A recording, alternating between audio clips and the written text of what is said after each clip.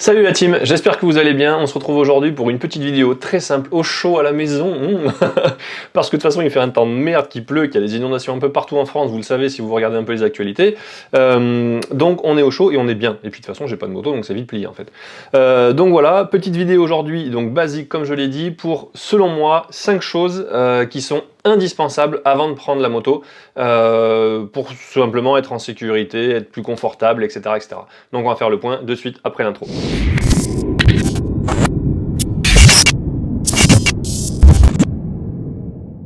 On va d'ailleurs commencer par deux choses qui finalement ne rentrent pas tout à fait dans le classement, si j'ose dire ça ainsi, mais ça va de soi, tout simplement. Hein. Avant de partir, on est bien d'accord, un motard doit connaître sa moto et donc doit savoir si elle est en état de prendre la route. Hein. Un peu comme une voiture, mais c'est vrai qu'on ne le fait quasiment pas en fait en voiture, alors qu'en moto, en général, on le fait quand même davantage.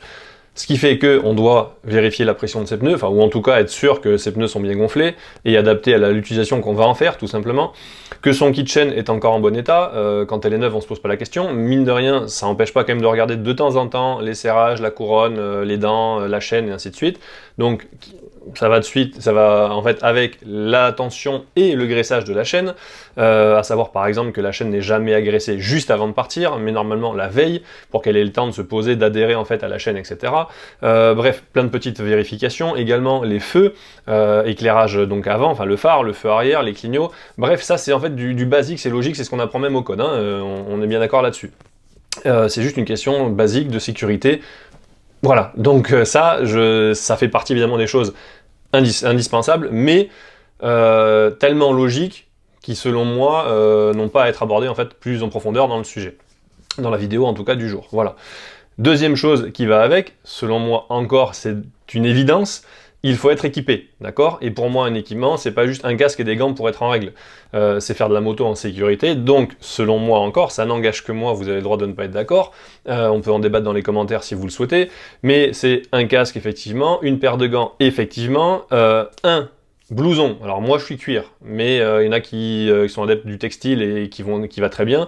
Le tout, c'est d'avoir effectivement un blouson un peu renforcé, ainsi de suite, pour qu'il fasse le taf en cas de glissade, en cas de chute. Voilà, tout simplement. Qui va avec le blouson une dorsale, alors indépendante du blouson ou intégrée au blouson, ça c'est en fonction des préférences de chacun. Moi je ferais que je n'aime pas les dorsales qui sont intégrées au blouson, je préfère une dorsale supplémentaire. Et donc je retire celle du blouson bien entendu quand il y en a une. Ensuite, un jean en Kevlar ou un jean, enfin un pantalon renforcé, voire un cuir, c'est encore le top. Et évidemment une paire de bottes. Voilà, une paire de bottes adaptée à la moto, hein, pas une petite paire de bottines pour aller en ville, quoi. Ça, c'est encore une fois selon mes critères. Je ne suis jamais parti rouler autrement que comme ça. Voilà, c'est pour moi une évidence, même pour aller chercher le pain, même pour rouler, voilà, on peut se faire renverser au bout de 200 mètres, on peut glisser au bout de 200 mètres, on peut, voilà. Donc l'équipement, et ça, c'est dit, c'est placé, mais on va pas s'étaler sur le sujet. Voilà. Maintenant, les autres choses, donc les 5 choses effectivement qui selon moi sont indispensables, pas tant d'un point de vue qu'on ne peut pas rouler à moto sans ces éléments-là, mais qui offre en fait un confort, un réel confort en fait à l'usage, à l'utilisation et à ses déplacements tout simplement. Donc bien entendu quand on part à moto, on doit partir avec ses papiers, ses clés, tout ça. Donc en général c'est dans le blouson ou un sac à dos, mais un sac à dos c'est pas très pratique si on chute, etc. Ça peut être dangereux en fonction de ce qu'il y a dans le sac à dos. Sous la selle passager en général il y a un petit espace. Il faut quand même reconnaître que c'est pas spécialement pratique d'y mettre ses affaires, surtout en plus en cas de mauvais temps, etc., parce que c'est pas vraiment étanche.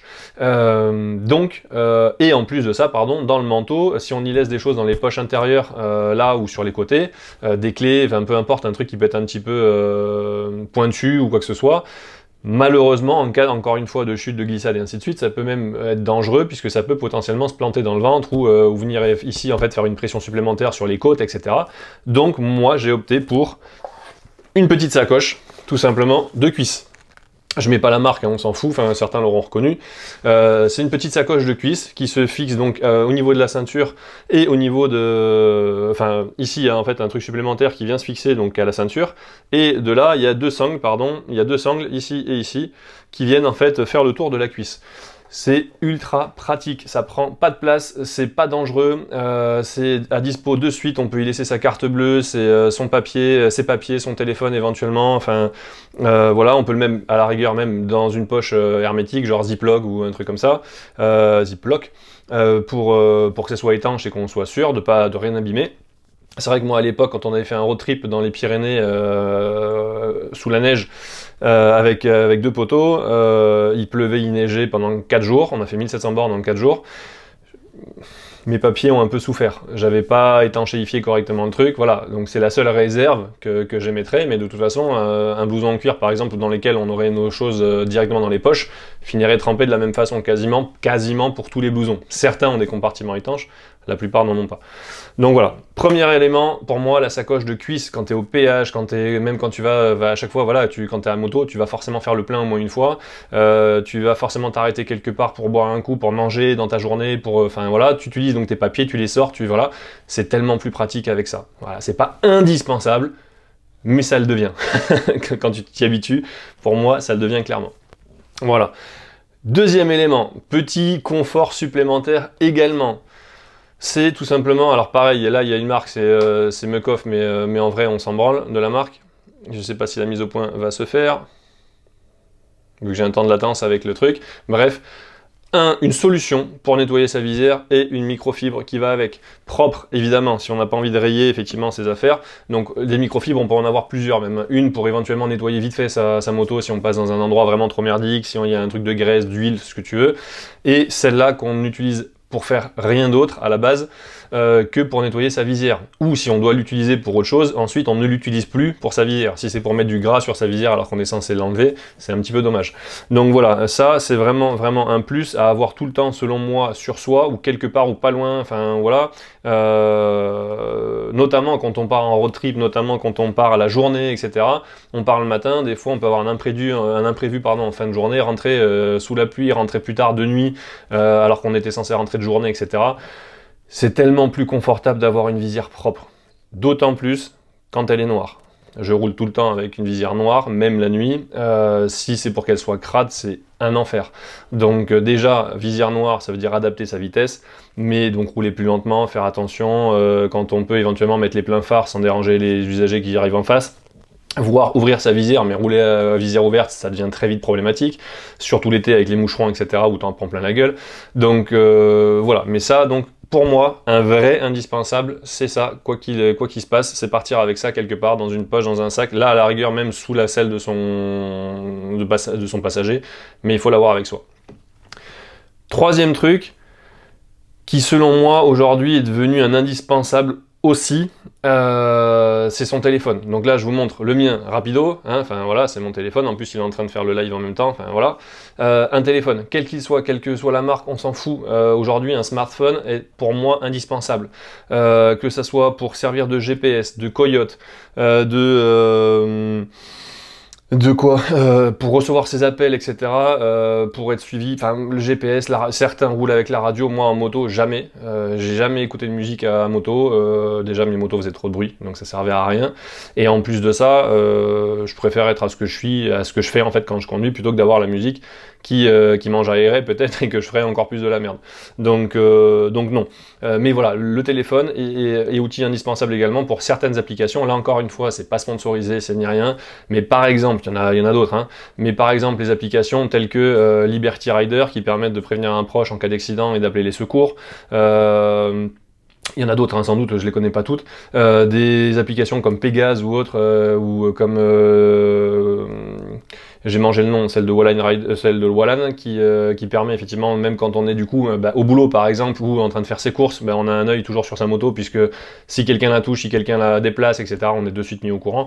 Le téléphone, de toute façon, est devenu un indispensable dans la vie de tous les jours, j'ai envie de vous dire. Donc à moto, encore un peu plus, là c'est un vrai gage de sécurité. Si on est seul et qu'on se plante en plein milieu de la nuit, en plein milieu d'un virage de la campagne ou ce que vous voulez, et que personne n'est là pour nous voir, on est bien content que le téléphone fasse le nécessaire, ou l'application qu'on a allumée à ce moment-là, encore faut-il l'allumer et l'utiliser, qu'elle fasse le boulot pour nous et qu'elle appelle les secours. Donc voilà, pour moi c'est un indispensable, le téléphone de toute façon. Qui vient indirectement avec le quatrième outil, pour moi, c'est un système de fixation du téléphone sur le guidon ou à la moto. Donc là, je vais parler de Quadlock en particulier parce que j'ai eu un partenariat avec eux et que je suis encore en partenariat et que j'en suis absolument ravi. C'est pas pour faire un placement de produit, c'est simplement, il y en a d'autres que Quadlock qui existent sur le marché, c'est simplement qu'ils ont une gamme assez importante aujourd'hui de choses, que ce soit pour le vélo, pour la moto, pour aller courir, pour faire ce que vous voulez, donc c'est quand même assez complet. Et depuis qu'ils ont réglé effectivement leur problème d'anti-vibration, maintenant il y a un petit module, en fait en plus je l'ai là mais je l'ai pas pris là du coup, mais ils ont un petit module anti-vibration qui permet effectivement de protéger les stabilisateurs d'appareils photo, notamment iPhone. Ils en ont grillé des iPhones, un truc de dingue, mais avec ce petit module là, ça limite vraiment les vibrations et ça limite vraiment la casse. Donc que ça soit cette fixation au guidon, la fixation sur l'axe de roue, pas sur l'axe de roue, sur l'axe du T de fourche, enfin vous m'avez compris, la colonne de direction, je vais y arriver. Sur la colonne de direction, il y a des embouts pour les rétroviseurs, il y a une gamme complète en fait d'accroches qu'on peut faire un peu comme on veut, avec différents diamètres, etc. Pour moi, que ça soit ça, une marque concurrente ou peu importe, on s'en fiche, en fait, clairement, c'est d'avoir un système de fixation du téléphone au guidon. Moi, clairement, je m'en servais pourquoi? Pour Coyote. On va pas se cacher, on va pas se mentir.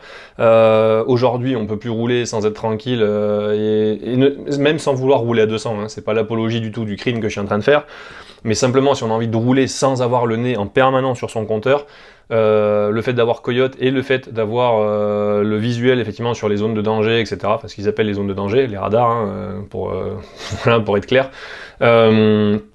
Mais aussi les ralentissements, les bouchons, etc. C'est pour moi un plus visuel, comme on est en voiture. En voiture, on a un GPS, on a ces informations-là, donc pourquoi on les aurait pas en moto? Je trouve ça un peu dommage. Donc là, pour moi, à mon sens, un système de fixation de son téléphone sur son guidon, c'est un indispensable. Quadlock ou autre, peu importe, hein, mais pour moi, ça devient clairement un indispensable. Et donc, après la sacoche de cuisse, après le nettoyant visière, après le téléphone et après de quoi fixer un téléphone, pour moi, l'indispensable réellement qui apporte un plus énorme, c'est un intercom. Donc là encore, voilà mon casque, je ne sais pas si vous allez bien le voir. L'intercom qui est ici, qui est relié donc avec un micro qui part en fait devant la bouche directement ici et qui permet de communiquer. Donc l'intercom à la base, en tout cas beaucoup s'en servent pour communiquer entre motards quand ils partent rouler en fait à plusieurs. Pardon. Petite pensée. Oui, quand ils partent rouler à plusieurs, histoire de parler, effectivement, c'est très bien quand il y a un groupe composé de plusieurs motos, qui est celui de tête et celui de fond qui ferme la marche, qui soit équipé effectivement d'un intercom. Ça permet d'informer celui qui est devant, qui ouvre, des retards éventuels, des problèmes éventuels à l'arrière, des intersections, etc. Et celui de devant, de savoir justement d'adapter son rythme tout simplement à la balade et au niveau et au rythme de tout le monde.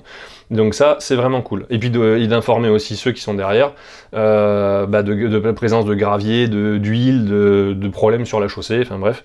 Donc voilà. Pour certains, ils s'en servent également pour écouter la musique, comme je disais, moi je ne le fais pas, mais beaucoup roulent avec la musique.